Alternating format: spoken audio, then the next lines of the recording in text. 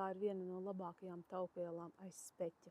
Šobrīd ir labākais laiks gatavot giju, jo gotiņas ir dabūjušas saulī, svaigu gaisu, zāli, pieniņa ir daudz un sviesta piedāvājums ir patiešām liels. Mēs giju sviestu izmantojam cepšanai, lietošanai vienkārši uz maizes. Esmu dzirdējusi, ka cilvēki pievieno giju sviestu arī kafijai.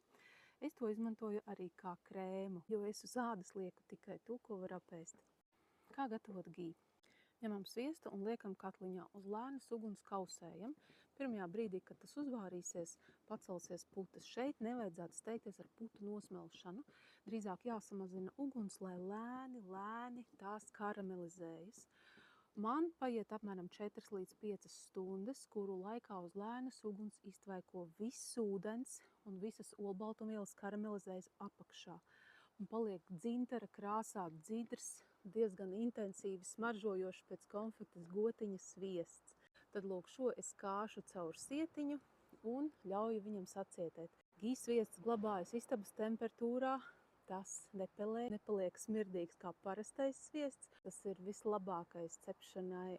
Manuprāt, tā ir viena no labākajām taupvielām aiz speķa.